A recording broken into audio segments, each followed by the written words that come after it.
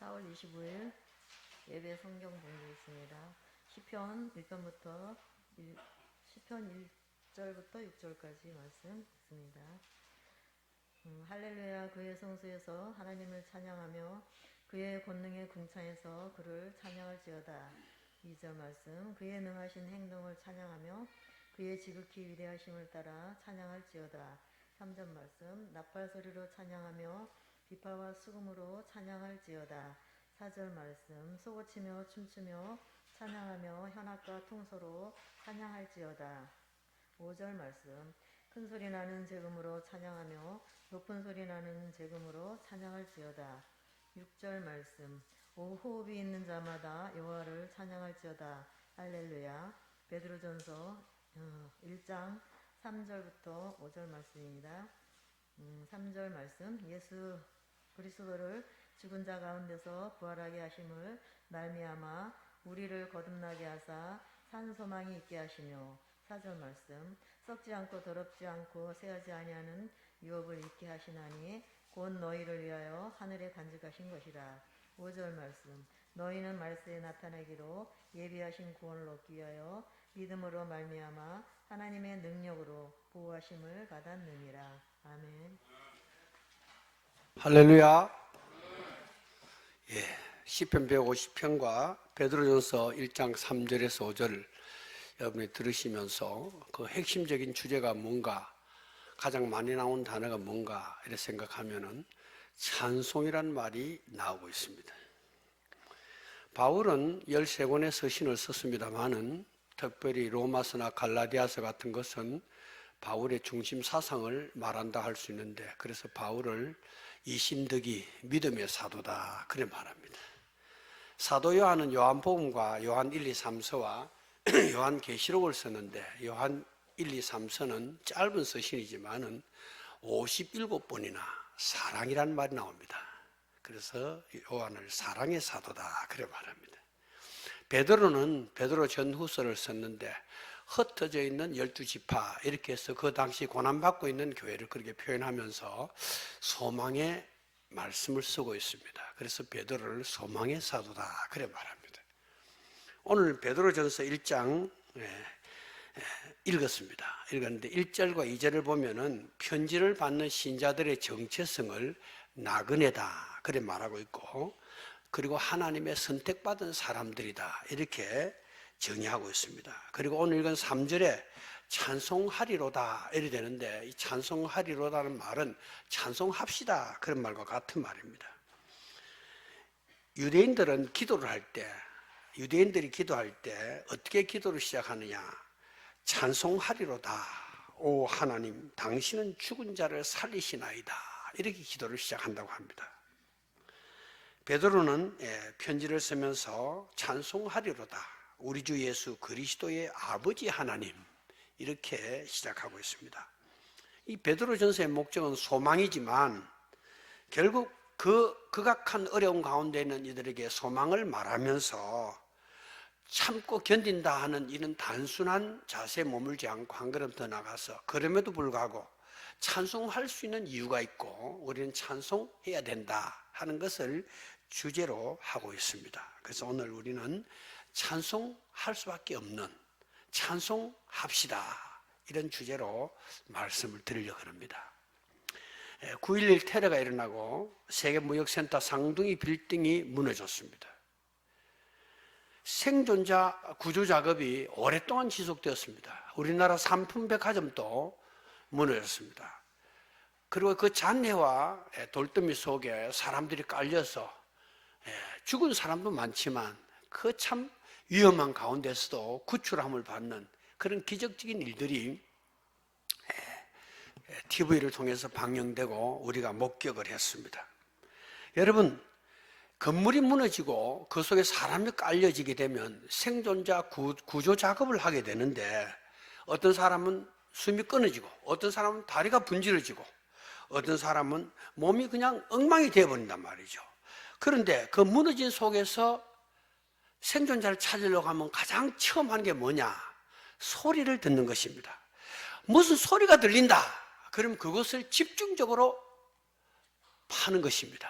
그리고 그 집중적으로 도를 드러내는 것입니다. 그러면 구출이 일어나는 것입니다. 우리 형편이나 처지가 어떠하든지 간에 또 어쩌면 겉으로는 멀쩡하게 보이지만 마치 큰 돌에 깔려서 신음하는 그런 어려운 가운데 죽은 것처럼 보인다 할지라도 우리가 소리를 낼 수 있다고 한다면 하나님은 그 소리에 귀를 기울이실 것입니다. 바울과 실라가 빌립보 감옥에 억울하게 갇혔습니다. 그때 그는 캄캄한 밤중에 소리를 내었습니다. 그래서 옥문이 열렸다고 성경 기록합니다. 사실 노래를 하거나 찬송을 부를 수 있는 상황이나 조건이나 기분이 전혀 아니었습니다. 그러나 기분과 감정과 상황을 뛰어넘는 믿음이 그들로 노래하게 하였고 찬송하게 하였고 기도하게 하였는데 하나님은 그 소리를 들으시고 큰 역사를 이루심으로써 마게도냐의 빌립보 교회가 세워지는 놀라운 역사가 성경에 기록되고 있습니다. 구조대원들은 소리가 나는 곳을 찾아서 그것부터 파기 시작합니다. 하나님도 마찬가지입니다. 소리를 내는 사람, 노래를 부르고 찬양을 하는 사람들에게 귀를 기울이고 있습니다. 우리는 수많은 말을 하고 또 많은 소리를 하지만은 하나님이 듣는 소리를 하는가 하는 질문을 오늘 해봐야 합니다. 찬양이 사실 아름다운 찬양을 듣는 것은 복이지만은 우리 모두가 그 찬양에 함께하는 생활이 되지 않는다면 이것은 행사에 불과하고 형식에 불과한 것입니다. 그런 점에서 만약 나의 영적인 상태를 진단해 보고 싶으면 내 입에서 지금 무슨 소리가 나오고 있는가? 내가 이번 한 주간 동안 과연 찬송을 내 입으로 부르기도 하고 듣기도 한 시간이 얼마였는가? 그리고 오 하나님, 오 주님, 내가 당신을 찬양합니다. 높고 높으신 주님을 찬양할 수밖에 없습니다 하고 고백적인 그런 소리를 외쳤다면 하나님은 거기에 귀를 기울이고 계실 것입니다.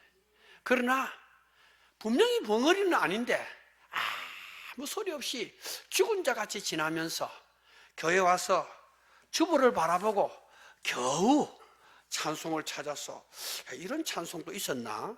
가사가 괜찮은데 이쯤 되어버렸다고 한다면 우리는 이미 영적으로 죽은 상태에 속하여 있을 수도 있다. 이런 말씀을 먼저 드리고 싶습니다. 찬송할지어다 하는 베드로의 이 요청은 당시 흩어져서 고난받는 교회들을 향한 소리일 뿐만 아니라 오늘 어쩌면 정반대의 상황에 그때는 환경이 어렵고 생명이 위협한 가운데 있었지만 오늘날은 배부르고 풍요한 가운데서 영적인 피폐함에 빠져있는 우리를 향한 도전이 될 수도 있겠다 이런 생각이 들어서 오늘 이 말씀을 읽게 되는 것입니다. 그럼 베드로는 왜 찬송합시다 그렇게 말하느냐? 오늘 3절에 보면은 우리 야한나 권사가 읽었습니다만은 우리를 거듭나게 하사 산 소망이 있게 하시며 이런 표현을 쓰고 있습니다. 여러분 거듭난다고 하는 것은 간단한 말이지만 우리에 있어서 아주 절대적인 아주 중요한 문제가 아닐 수 없습니다. 요한복음 3장에 예수님께서는 거듭나지 않으면 하늘나라에 들어갈 수 없다 이렇게 말씀하고 있습니다. 사실 사람이 변화해서 새롭게 된다고 하는 것은 어찌 보면 불가능에 가까운 일이 아닐 수 없습니다. 그렇기 때문에 사실 죽은 사람이 살아나는 것 이상으로 어떤 사람이 새 사람이 되거나 변화한다고 하는 것은 중대한 일이다 그렇게 말할 수 있습니다. 우리나라에 교도소가 있는데 교도소에 갇혀 있는 사람이 5만 4천 명이 갇혀 있다고 합니다. 그런데 이 사람들 가운데서 감옥살이를 하고 밖으로 출소를 해서 교도소로 돌아오지 말아야 되는데 다시 또 죄를 짓고 돌아오는 사람이 22.4%라고 합니다. 그러니까 10명이 감옥 생활하고 나가면 그중에 2-3명은 다시 돌아온다는 거예요. 경찰청 통계를 보면 소년범들은 다시 돌아오는 확률이 32.4%라 해가지고 더 많다고 하는 것입니다. 그 때문에 어떻게 하면 죄 지은 사람을 가두어서 사회화 격리시키냐, 이게 문제가 아니고 이 사람들이 조금이라도 변화시켜서 다시 감옥으로 오지 않는 사람이 되고 사회의 일원이 되느냐, 이것은 중대한 문제다, 이렇게 되는 것입니다. 그런데 우리 기독교에서 아시아에서 최초로 민영으로 교도소를 세웠습니다. 그 여주 소망교도소입니다. 그 소망교도소를 세우는데 기독교가 아가페 재단을 만들어 가지고 교회 헌금 얼마를 들였냐, 300억을 들여서 교도소를 세웠습니다. 이게 여주에 있습니다. 현재 감옥에 갇혀 있는 사람은, 그 여주 소망교도소에 갇혀 있는 사람은 400명, 직원은 120명, 그리고 60%의 그 여주 소망교도소에 갇혀 있는 사람이 강력범입니다. 강력범. 그런데 제가 통계를 살펴보니까 이 교도소 2010년에 문을 열었는데 개소 후에 5년 동안에 감옥을 이제 형기를 마치고 나간 사람이 돌아오는 재범률이 하나도 없었다는 것입니다. 그 현재 재범률은 보니 얼마냐? 3%라는 것입니다. 일반 교도소의 10분의 1밖에는 그 여주 소망교도소에 있는 사람들이 돌아가면 다시 돌아오지 않는다는 거야. 이건 대단한 일이에요. 그런데 그 교도소 일과표를 제가 보니까 아가페랜드라고 설명을 붙여놓고 오전과 오후에 기독교적인 인생관과 세계관에 입각한 일들을 하고 있습니다. 그리고 이제 모든 일과가 끝나고는 개인 기도 시간에 보니까 성경 필사도 있고 독서도 있고 이런 것입니다. 그래서 제가 더 찾아봤어요. 1919년 9월에 이상기란 기자가 여주 소망교도소 르포 기사를 썼는데 직원과 재소자가 구분 없이 점심때 같은 메뉴로 같이 식사를 하는 거야. 뭐 그 구멍에 넣어주고 그냥 뭐 이런 게 아니고 같이 다 모여가지고 식사를 하는 겁니다. 그러면 그 강력범이니까 여러분 뭐 무서운 범죄를 저지른 사람인데 소장님 안녕하세요. 자네 괜찮아? 어떻게 지낼만 해? 옷만 구분되지 않으면 여기가 지금 일반 사회인지 직장인지 구분하기 어려울 정도의 식사를 하고 있었다는 것입니다. 그래서 소망교도소에서 당신이 가장 만족해하는 것이 무엇입니까? 이렇게 소망교도소 사람에게 물어보니까 저는 이곳에 들어와서 몇 번 이래 부르지 않고 저의 이름을 불러주는 것이 너무 만족하고 감사합니다. 그리고 매일 이곳에는 매일 1시간씩 영어를 가르쳐주고 주당 2시간씩 일본어를 가르쳐준다는 거예요. 그리고 자기가 원하면 독서, 영어, 피아노, 바이올린을 접할 수 있게 해준다는 겁니다. 이런 것은 자기가 소망교도소 오기 전에 상상도 못하던 일이 이곳에 있다는 겁니다. 직원들은 소망교도소 수용 인원이 현재 400명 꽉 찼는데 직원들이 뭐라 그러냐? 우리가 힘들더라도 이 교도소 인원을 좀 더 늘려주면 좋겠다. 업무량이 늘어나도 좋다. 이렇게 있는 것입니다. 여러분, 제가 말씀드리는 것은 이 소망교도소가 천국이다 그런 말하는 것이 아니고 여기에 성경과 예수 그리스도가 여기에 설명되고 소개되기 때문에 일어나는 변화다. 이 이야기를 하고 싶은 것입니다. 소망교도소에 성가대도 있어요. 그래서 제가 성가 부르는 사람 한 사람 저 찾아가지고 띄워보라 했는데 한번 띄워보세요.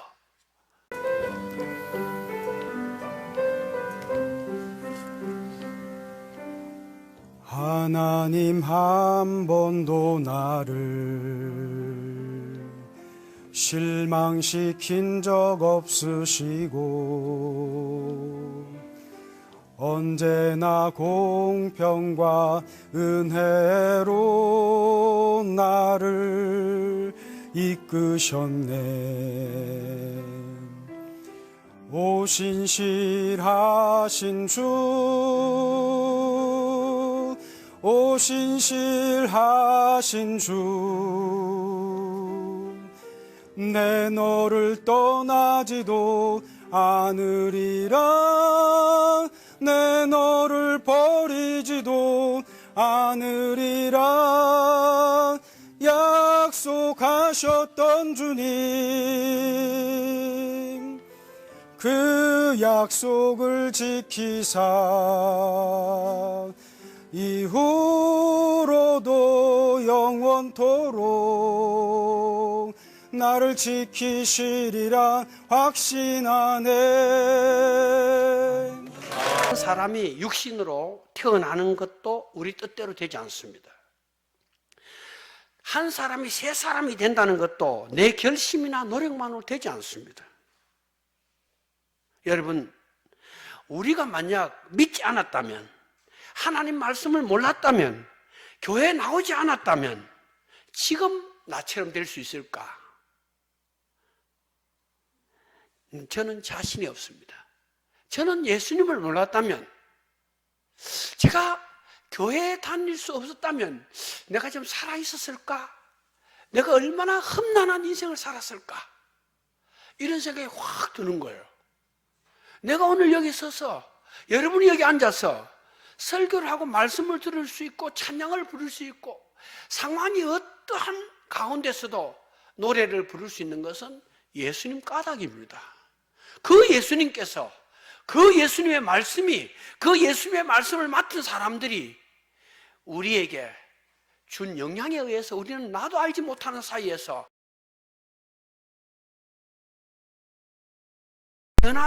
변화는 우리에게 자연적으로 소리하게 합니다.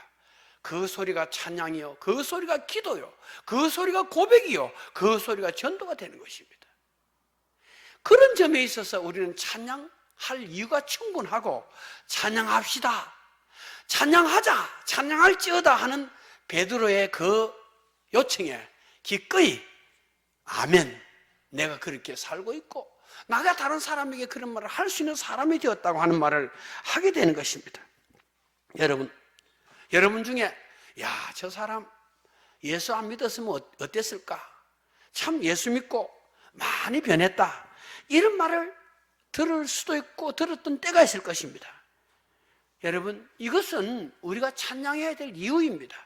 성경은 구원받은 사람들, 예수님을 믿는 사람에게는 세 가지 변화가 일어난다고 말하고 있습니다.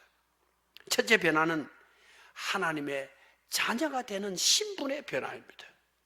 우리는 어떤 출신성과 상관없이 우리는 하나님을 아버지 이렇게 부를 수 있게 된 것입니다.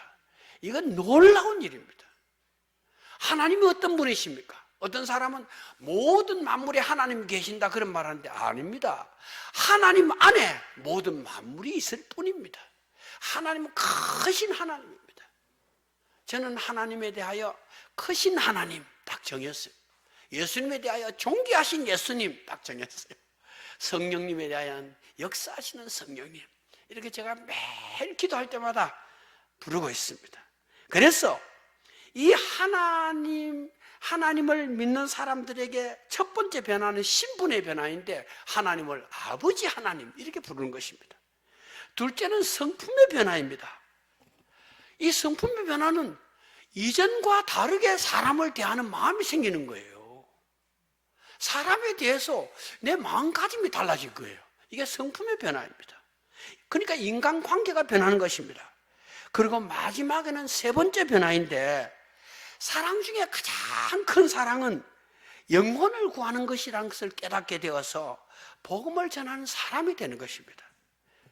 그래서 누구를 만나든 어떤 일을 하든지 그 사람에게 내가 믿는 하나님, 내가 믿는 예수님을 전해주고 싶은 마음이 그 속에 자리하게 되는 것입니다. 이 변화를 하나님이 하셨다는 것입니다. 그래서 베드로는 찬송합시다, 찬송할지어다 이렇게 말하는 것입니다. 할렐루야. 그렇습니까, 여러분? 아멘입니까? 두 번째로는 산소망 쇠하지 않는 기업을 주셨다, 이렇게 3, 4절에 말하고 있습니다. 영원한 기업을 주셨다. 여러분, 구약에 하나님은 그 백성 이스라엘 사람들에게 가나안 땅을 기업으로 주신다고 말씀하시고 약속하셨습니다. 이것을 믿은 이스라엘은 출애굽을 하고 광야 생활 40년을 합니다. 그리고 드디어 그 땅에 들어가게 되는 것입니다. 유대인들에게 약속한 기업은 가나안 땅입니다. 그런데 우리들에게는 그보다 훨씬 더 큰 기업이 약속되고 있습니다. 이것은 선물이라고 하는 말로는 너무 표현이 부족합니다. 은혜라는 말로는 너무 설명이 부족합니다. 이것은 예수님이 약속하신 천국이고 영생입니다. 이것 때문에 우리는 찬송해야 된다. 그렇게 베드로는 말하고 있는 것입니다. 1347년 10월에 제노바에서 배 한 척이 흑해를 타고 이탈리아의 메시나 항구에 들어왔습니다. 그런데 항구에 배를 메어놨는데 그 배를 메어놓은 밧줄을 타고 쥐 몇 마리가 육지에 내렸습니다. 이것이 흑사병의 시작입니다. 5년 동안 유럽 인구 3분의 1이 흑사병으로 죽었습니다. 2,500만 명. 코로나보다 더 했습니다. 말할 수 없었습니다. 여러분, 이것은 시작에 불과했습니다. 300년 후인 1665년 말까지 런던에서는 10만 명의 사망자가 발생했습니다. 매주일마다 7,000명씩 죽어나갔습니다. 그러다가 혹독한 추위가 몰아쳐서 병균이 몰살당하고 난 다음에 죽음의 행렬은 끝을 맺었습니다.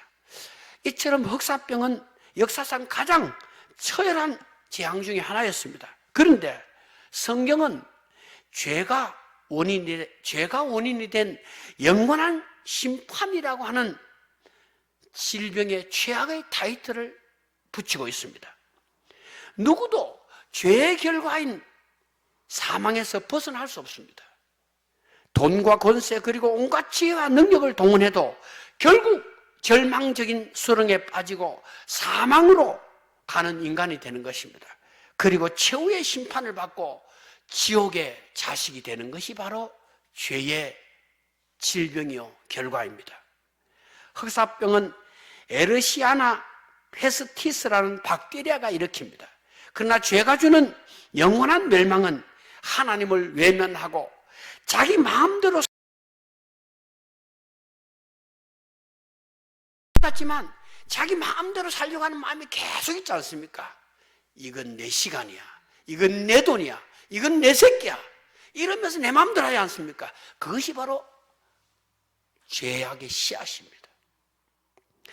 여러분, 아담과 하와는 하나님께 얼굴을 돌리고 하나님의 입에 말씀의 얼굴을 돌리고 뱀의 속삭임에 귀를 기울였습니다. 두 사람은 하나님의 말씀을 마음에 두지 않았습니다. 결국 죄가 이 세상에 들어왔습니다. 인간은 죄를 사소한 실수나 오류로 생각하고 결핍으로 생각하지만 하나님은 죄는 모든 것을 가로막고 멸망으로 가는 근본이 일어나고 말씀하고 있습니다. 사람을 절망으로 죽음으로 지옥으로 끌고 가는 원흉이 바로 죄라는 것입니다. 그러므로 죄인은 하나님 나라에 들어갈 수 없습니다. 죄에 빠진 영혼은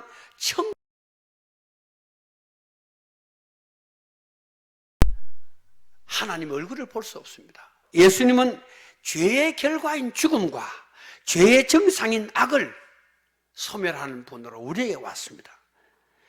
우리는 이 예수님을 믿고 예수님을 마음에 모신 것입니다. 오늘 성경은 이것을 우리가 받은 기업이요 유산이다 그래 말합니다. 여러분, 예수 그리스도를 통해서 우리는 영원한 영생과 천국을 기업으로 유업으로 받았다 그렇게 말하고 있습니다. 오늘 성경은 이 기업은 썩을 수 없다, 썩지 않는다 이렇게 표현하고 있습니다. 이 말은 어떤 도전이나 방해 그런 것으로 인해서 사라지지 않는다는 것입니다. 이스라엘 땅은 유대인들이 받은 기업이었지만 수많은 군대와 나라들에 의해서 약탈당하고 도성은 무너져고 불탔습니다. 전쟁이 일어났고 파괴되었습니다. 그러나 우리가 받은 기업은 어떤 침략이나 약탈 가운데서도 파괴될 수 없는 것이라 말하고 있습니다. 그래서 우리의 기업은 썩지 않는 기업이다 그렇게 말하고 있습니다.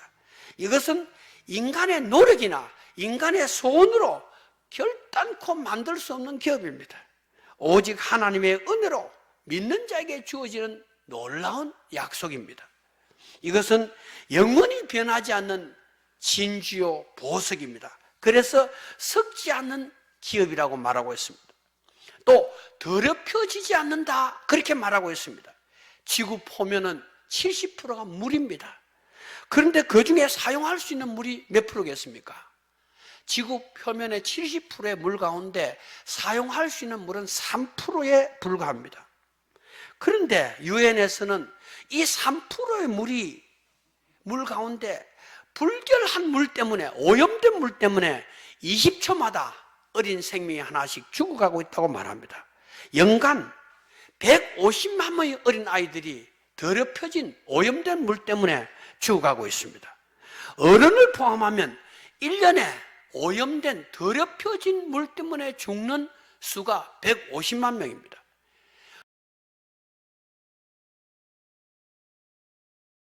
거기다가 또 뭐 타가지고 먹는다고요. 그러니까 수명이 늘어난 거예요. 여러분, 이것은 전쟁으로 인한 사망자의 10배에 해당합니다. 세계보건기구는 질병의 80%가 물과 관련이 있다고 말하고 있습니다. 그런데 물이 그렇게 많은데 왜 물이 부족하고 물 때문에 사람이 죽습니까? 그것은 물은 많이 있지만 더러워졌기 때문이고 오염되었기 때문입니다. 오늘 성경은 하나님은 더럽혀지지 않는 기업을 우리에게 주셨다, 이렇게 말하고 있습니다. 예수님을 믿고 기독교를 믿는 사람은 오염되고 변질된 모습을 수없이 연출했지만 교회가 이 땅에 세워지고 진리가 전파된 지금부터 예수님 오는 그날까지 하나님이 주신 기업과 하나님의 약속은 조금도 더럽히지 않고 우리 앞에 청명하게 있다고 하는 것이 하나님의 말씀인 것입니다. 여러분, 많은 사람들이 새로운 하늘의 계시를 받았다고 주장합니다. 요즘 우리 집사람이 장길자 연구한다고 그 아파트에 하나님 교회를 믿는 어떤 여성이 극성을 부리면서 도로 다니면서 막 하나님 믿는 거 전하는 거야.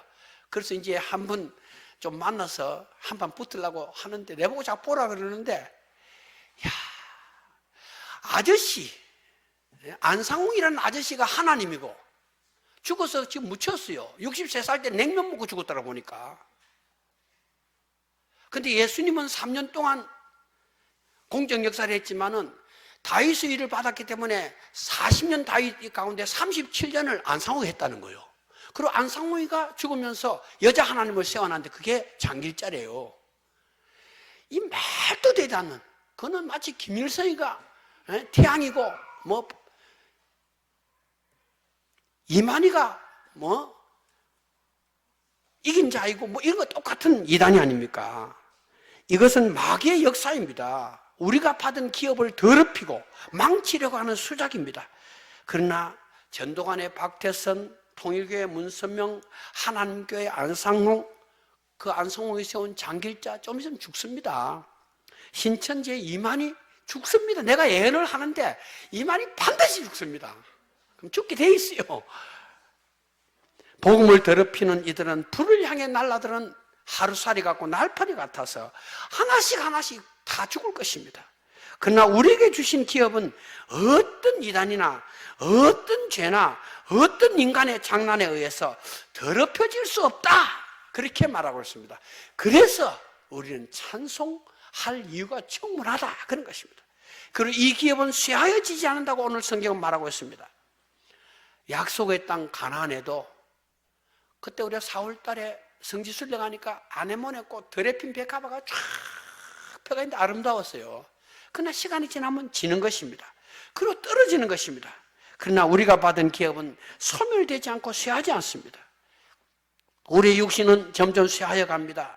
그리고 끝이 나서 죽을 시간이 오는 것입니다. 그러나 우리의 영혼은 천국에서 빛날 것입니다. 우리는 어떤 도전 앞에서도 무너지지 않는다는 것입니다. 우리의 기업이 무엇입니까? 우리가 받은 은혜가 무엇입니까? 하나님이십니다. 예수님이십니다. 그분이 주시는 것입니다. 시편 16편 5절 세 번역에는 이렇게 기록합니다. 아, 주님이야말로 내가 받은 기업입니다. 주님께서는 나에게 필요한 모든 복을 내려주십니다. 나의 미래는 주님이 책임지십니다. 이렇게 번역하고 있습니다. 우리가 썩지 않고 더럽지 않고 쇠하지 않는 기업을 소유하였는데 이것은 우리가 하나님을 소유하였고 또 하나님의 소유가 되었다는 말인 것입니다. 그래서 이러한 사실을 베드로는 찬송할지어다 이렇게 말하는 것입니다. 5절에 보면은 그날까지 보호하심을 입었다 이렇게 되어 있습니다. 보호하심을 받았느니라 이렇게 5절에 되어 있습니다. 베드로가 사용한 보호라고 하는 말은 군사 용어입니다. 이것은 우리를 노리는 적이 있다는 것을 알려주고 있습니다. 여러분, 우리나라 휴전선은 155마일을 두고 남북 양쪽에서 총칼을 들고 대치하고 있습니다. 군인들이 부르는 군가 중에 사나이로 태어나서 하는 군가가 있습니다. 이거 어때 많이 부르냐면은 교육장으로 나갈 때, 총들 교육장으로 나갈 때 많이 부릅니다. 사나이로 태어나서 할 일도 많은데 너와 나 나라 지키는 영광에 살았다. 부모 형제 나를 믿고 단잠을 이룬다. 하나 둘 착착 이렇게 하는 거예요. 그리고 갑니다. 여러분, 우리 눈앞에 군인들이 여러분 집 앞에 보초를 쓰지 않습니다. 그러나 군인들이 있기 때문에 위협이 있어도 우리는 안심하고 잠을 자고 생업에 종사할 수가 있습니다. 만약 휴전선에 부대가 없어지고 군인들이 사라졌다 이러면 후방에 있는 우리는 불안과 두려움에 빠지고 아차하면 우리는 죽는 것입니다. 하나님이 우리를 보호하신다는 것은 눈으로 보이게 하나님 무슨 보초를 딱 쏘고 있다 이런 뜻이 아닙니다. 인생의 어려운 문제가 한순간에 사라진다 이런 말도 아닙니다. 하나님이 우리와 함께 하시기 때문에 그 모든 적들과 대결하고 그 모든 어려움을 참고 그리고 끝까지 나갈 수 있는 힘을 하나님이 주신다는 것입니다. 이것은 하나님의 보호하심이 있기 때문에 가능한 일인 것입니다. 이 길 끝에서 우리는 하나님을 만날 것입니다. 할렐루야. 평생도록 교회를 섬기면서 충성을 하고 선교를 하고 하던 한 분이 죽어서 천국문에 딱 이르렀습니다. 천국문에 딱 들어가려고 하는데 바울이 잠깐 스톱 이렇게 하는 거예요. 무엇입니까? 하니까 몇 가지 간단한 채점을 하고 들어가야 된대요. 그래서 무슨 채점을 해야 됩니까? 당신이 100점을 맞아야 되는데 100점을. 그래서 깜짝 놀라가지고 멍하니 있으니까 이 바울이 뭐라고 하냐면 당신이 일평생 살면서 진짜 이건 하나님 앞에 점수 받을 일이다 생각하는 거 말하라는 거야. 그래서 그는 나는 30년 동안 선교기관에 지도자로 선교회를 평신도로 섬겼습니다. 그리고 많은 선교사가 해외로 나가는데 내가 보이지 않게 뒷받침을 했습니다. 이랬어요. 그러니까 바울이 진짜 대단하시네요. 1점입니다. 그러고도 아니 그럼 뭐 한 40점 이래야 될 건데 100점 만점이에요. 그런 일을 30년 동안 했는데 1점이라 그러거든. 그거밖에 안 됩니까? 하니까 또 계속해 보세요. 저는 충실한 가장이었습니다. 한 여자와 결혼을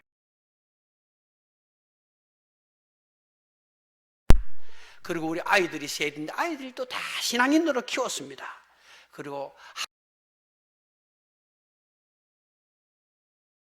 그랬어요. 그렇게 말했어요. 그러니까 바울이 굉장히 훌륭합니다. 요즘에 당신 같은 사람 보기 매우 힘드는데 2점입니다. 그렇게 3점밖에 안 되는 거야 이게. 이제 막 긴장이 되는 거야. 이거 언제 100점 먹는 언제 100점 먹을 수가 없잖아요. 땀을 뻘뻘 흘리면서 긴장하고 있는데 어서 100점을 만들어야 되는데 이런 생각이 드는 겁니다. 그는 다시 한번 점수를 올리기 위해서 저는 60년 동안 한 번도 교회에 빠지지 않고 거의 매일 새벽 기도를 했고 주일에는 장년부 성경 공부반을 인도했습니다. 이랬어요. 그러니까 바울이 1점입니다. 이러거든요. 합하니까 100점 맞아요. 4점밖에 안 돼요. 4점밖에. 그러니까 이제 더 할 말이 없는 거죠. 없는 거예요. 그러니까 이 신실한 그리스도인이 점수를 맞기 위해서 바울에게 이야기하는 걸 할 용기가 없는 거야. 그래서 예수님 이 죄인을 용서해 주십시오. 나에게는 예수님밖에 없습니다. 나를 이 문을 통과하게 해주실 분은 예수님밖에 없습니다. 주님 나를 불쌍히 여겨 주시옵소서 하고 막 자기도 모르게 막 탄식을 했어요. 하니까 바울이 당신 100점입니다. 이제 들어가도 좋습니다. 예수님이 100점이거든요. 이러는 거야. 다른 거는 1점, 2점밖에 안 되는데 예수님하고 딱 그 붙잡는 그 믿음이 100점짜리라는 거야. 그래서 천국에 들어갔다. 이런 믿거나 말거나 하는 예화가 있습니다. 여러분, 농페올리라는 사람은 시를 썼습니다. 이것이 후일에 6만 불에 팔렸습니다. 이것은 천부적인 재능의 결과입니다. 록펠러는 문서에 서명을 합니다. 그럼 100만 불이 출금됩니다. 이것은 그의 놀라운 자본과 능력입니다. 미술가는 5센트 화폭의 그림을 그립니다. 이것은 1000불의 가치를 지닙니다. 이것은 예술의 힘입니다. 하나님은 죄로 물든 우리에게 예수의 피로 씻기시고 성령을 주셔서 우리를 새 사람으로 살게 합니다. 이것을 우리는 구원이라고 말하는 것입니다. 유명한 고대 수학자 유클리드는 제자가 있었는데 소타라는 제자가 있었습니다. 이 소타는 이집트의 왕자로서 훗날에 이집트의 왕이 된 사람입니다. 근데 이 소타는 수학 공부를 하는데 너무 머리가 아픈 거예요. 그냥 수학이란 것은 너무 괴롭고 어려운 과목이었습니다. 그래서 어느 날 유클리드 선생님에게 말했습니다. 선생님, 나를 위해서 좀 쉬운 방법으로 수학을 좀 가르쳐 줄 수는 없습니까? 그렇게 요청했습니다. 이때 유클리드는 역사에 남을 유명한 말을 했습니다. 학문의 길에는 왕도가 없습니다. 그랬습니다. 예수께서도 말씀하셨습니다. 내가 곧 길이요 진리요 생명이니 나로 말미암지 않고는 아버지께로 올 자가 없다. 그렇게 말합니다. 여러분, 무슨 마리아가 중보자입니까? 무슨 이만희가 여러분 이긴 자고 참 종입니까? 높은 자나 낮은 자나 부자나 가난한 자나 소용없습니다. 오직 그 나라에 이를 수 있는 그 길은 예수 그리스도밖에 없습니다. 예수 그리스도가 개인적으로 내 구세주로 하나님 아들로 내 죄를 속죄하신 분으로 확실하게 붙잡고 고백하는 신앙이 없으면 다른 것으로는 그 길을 갈 수가 없다는 것입니다. 믿음이 좋은 배우이고 성우를 했던 유명한 연예인이 사람들을 초청했습니다. 초청해서 여러분 이렇게 모여서 참 좋습니다. 우리 좋은 시간을 가지려고 그렇습니다 하면서 다 사람들을 다 소개하고, 제가 이전에 배우를 하기 전에 성우를 했지 않습니까? 그래서 제가 뭘 하나 낭독을 하겠습니다 하고 시편 23편을 쫙 낭독을 했습니다. 아주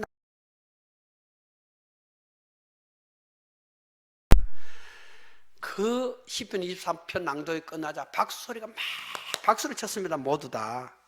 그리고 한 사람씩 자기 인사도 하고 또 자기 하고 싶은 말도 하는데, 그 참석한 가운데서 목회자 한 사람이 참석하게 되고 초청되었습니다.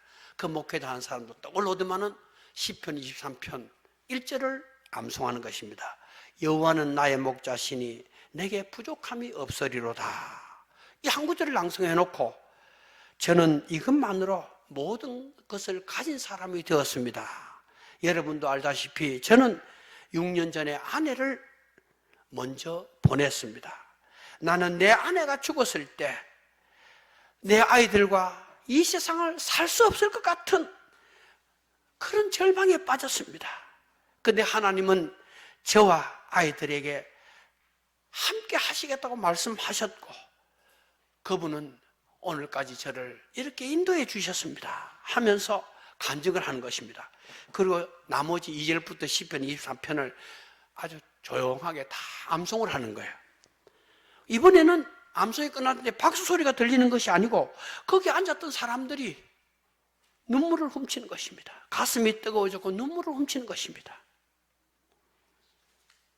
조금 시간이 흐른 후에 그를 초대한 사람에게 한 사람이 말했습니다. 왜 여기 모인 우리 모두는 유명한 당신이 시편 23편을 낭송할 때 모두 박수를 쳤는데 저 설교자, 저 목사님이 시편 23편을 낭송했을 때 우리 가슴이 뜨거워졌고 우리 눈물이 났던 것입니까? 이렇게 물었습니다. 그때 그는 말하기를 나는 시편 23편을 알고 있었지만 저 목사님은 시편 23편의 목자를 알고 있었던 것 같습니다. 그렇게 말했다고 합니다. 여러분, 노래를 부르고 찬송을 부르는 것은 쉽습니다.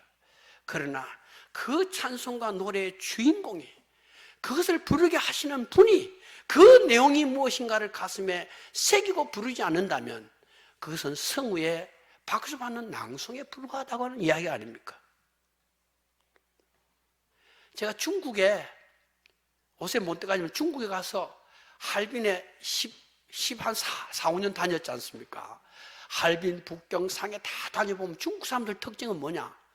예배 드릴 때 찬송가를 보지 않고 찬송을 부릅니다. 뜨겁게 노래 부릅니다. 찬송을 다 에어버렸어요. 여러분, 찬송가를 덮어놓고 앞에 화면을 띄우지 않으면 여러분이 끝까지 부를 수 있는 찬송가가 몇 곡이 됩니까? 그래서 제가 이전에 우리 교단에 목사 고시 할 때 제가 고시 위원장을 한 적이 있어요. 그때 목사 고시 시험 치는 전도사들에게 자기가 알고 있는 찬송가 4절까지 한번 선 데서 서봐라, 이런 것을 내려고 했는데 그러다가 말았어요. 많지 않을 수 있습니다. 여러분, 종편 시청률 35.7, 미스터 트롯이 나간 후에 TV나 유튜브에 차고 넘쳐 흐르는 것이 바로 뭐냐? 예능이건 광고건 노래 천지입니다. 전부 노래입니다. 모든 매체에 노래가 지금 등장하고 있습니다. 그래, 교회는 어떻습니까? 교회는 코로나 핑계에다가 사는 것이 어떻다 저떻다 하면서 찬송이 없어졌습니다. 찬양이 교회 예배 시간에 부르는 행사용으로 전락했습니다. 찬송이 우리 모두의 노래가 아니고 우리 지혜자와 기민의 노래가 되어버렸다고 한다면 이게 찬송의 원목적이 완전히 사라져버리는 것입니다. 여러분, 이 시대 다윗의 시편의 영성이나 빌립보 감옥의 바울과 실라의 찬송은 전설이 되고 말았습니다. 여러분, 우리의 마음속에 불이 붙어야 합니다. 뜨거워져야 합니다. 우리의 입술에 찬송이 꽃처럼 피어나야만 합니다. 우리 주님이 우리의 삶 속에 우리의 입술을 통해서 주님의 귀 기울이심이 우리에게 있어야 합니다. 우리는 어쩌면 모든 것이 다 되어 있는 것 같지만은 가장 중요한 것에 미스를 바라고 지금 예수 믿고 있지 않는가 모르겠습니다. 여러분, 옷에 전도합니까? 예수 믿어야 합니다. 이 말을 합니까? 예수 믿어 뭐 하려고 여러분 나오는 것입니까? 지금 천국 다 갈 건데. 사명은 어디 갔고, 노래는 어디 갔고, 하나님이 우리에게 주신 소중한 그 은사들은 다 어디 가버렸습니까? 아차하면 우리는 신 바리새인이 되는 것입니다. 여러분, 우리의 심장에 예수 그리스도를 향한 고백이 외쳐져야만 합니다. 조롱하는 사람들과 웃음 속에서 두려움과 우울함에 빠져있는 세상을 향해 이제 멀지 않았다, 하늘로부터 천사의 나팔 소리가 들려올 것이라고 우리는 외쳐야 하는 것입니다. 그리고 너와 나의 시간이 멀지 않았다고 우리는 이야기해야 되는 것입니다. 뭐 코로나가 있고 그건 역사 가운데 모양만 다르지 있어 왔습니다. 코로나 끝나면 무슨 일이 있을지 우리가 어떻게 합니까? 우리가 살아있을 때 전쟁이 일어날지, 코로나보다 10배나 더 무서운 놈이 다가올지, 내 사랑하는 가족이 한순간에 운명을 달릴지 누가 압니까? 그러나 우리는 우리 주 예수 그리스도, 변할 수 없는 그분을 향해서 오늘도 우리의 신앙 고백과 찬송을 할 수 있다고 한다면 우리는 괜찮은 것입니다. 안전한 것입니다. 여러분, 우리 함께 항상 찬송해야만 하는 것입니다. 기도하십시다.